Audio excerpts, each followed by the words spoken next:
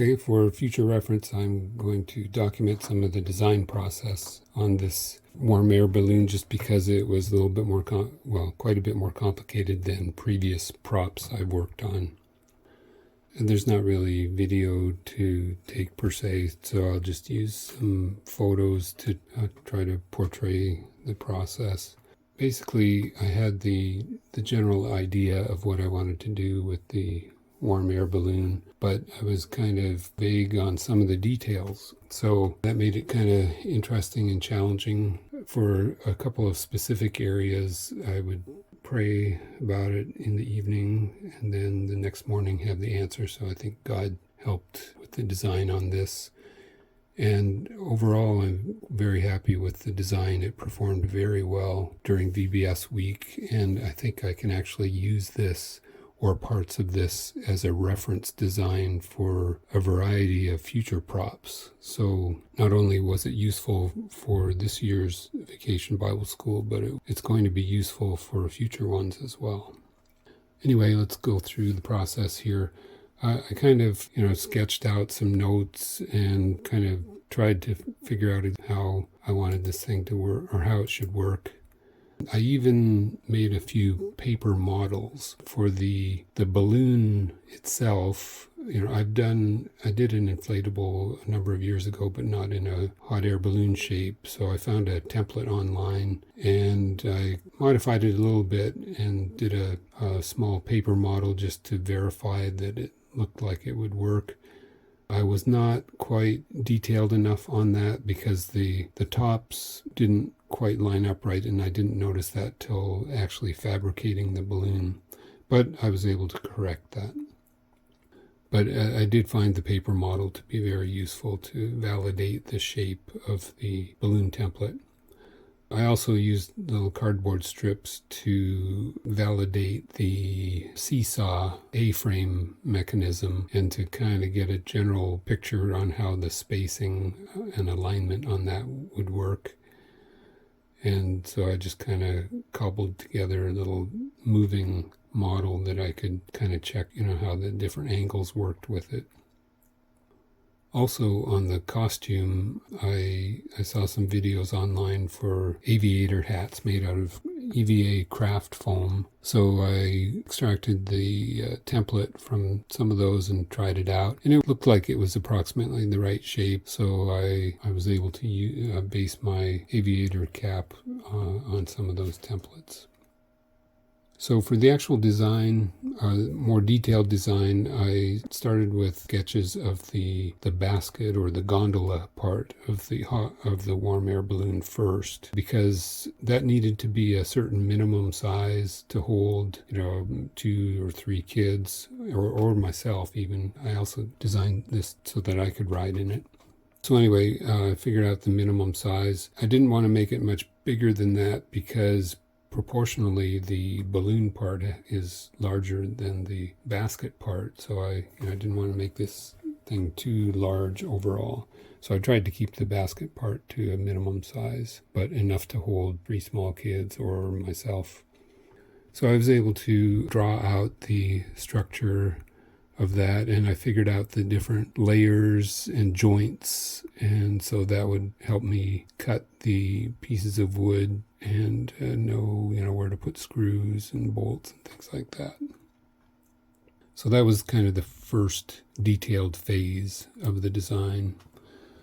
Once I had that, then I started trying to figure out the seesaw mechanism and specifically the dimensions and how high it needed to be in order to produce. I wanted at least a couple of feet up and down capability. I ended up actually getting more than that due to the geometry of the seesaw, but I knew I wanted at least a couple of feet up and down. And then when you double that from the neutral position farther, then that ends up being at least 4 feet of up and down. So that looked good on paper. So that gave me some dimensions and angles to work with. And then I kind of tweaked it and fine-tuned it and tried to reduce the number of pieces of wood that would be needed in order to build that. And I tried various sketches and tried to figure out how to brace it and how to attach counterweights to the far end of it.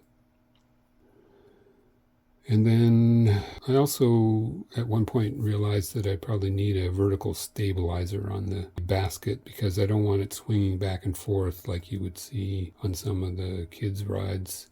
That's a little too risky. So I basically added a parallelogram structure, but those extra support arms had to go somewhere. It couldn't interfere with the seesaw mechanism. So basically the main seesaw beams ended up being on the outside of the A-frame, and the parallelogram vertical stabilizers on the inside. Then I had to figure out the layering to line it up so that the wood members would line up correctly with the basket structure. And then another design consideration was the balloon itself. Actually, there were two separate parts of that design. One was the support structure. I figured I could use PVC or EMT vertical supports going up to the balloon to make it look like the basket was attached to the balloon. And then also like a rim to go around the balloon to help hold it in place and prevent it from flying around too much when it was windy. It ended up doing that anyway, but not as much as it would have had I not put in the PVC rim. And then the actual balloon fabrication, I spent a while figuring that out also.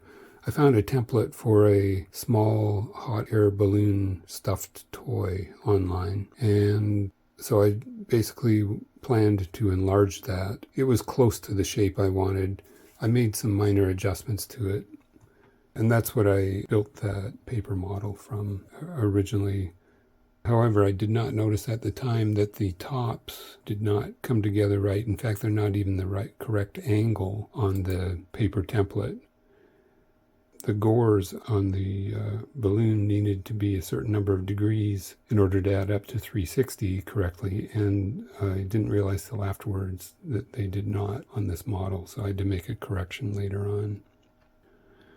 In terms of the pattern on the balloon, the VBS team at church already had graphics for the VBS, so I basically just based the pattern of the balloon based on that graphic. I tried to make it look somewhat related.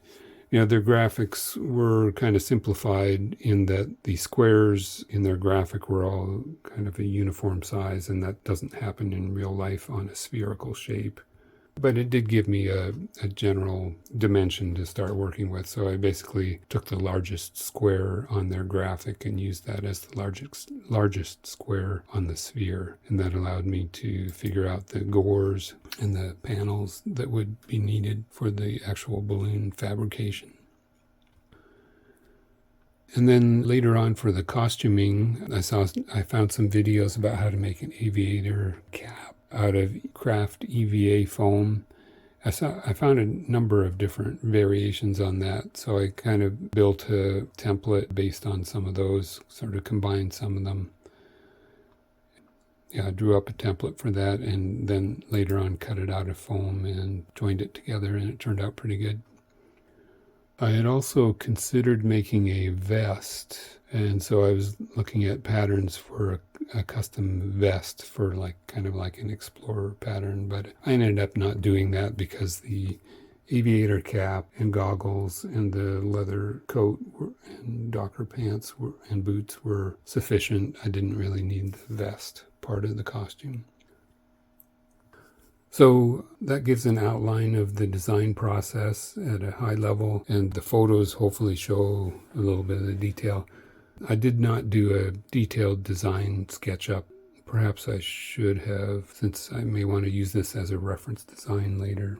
But this will at least give me enough information back on if I need to for future work.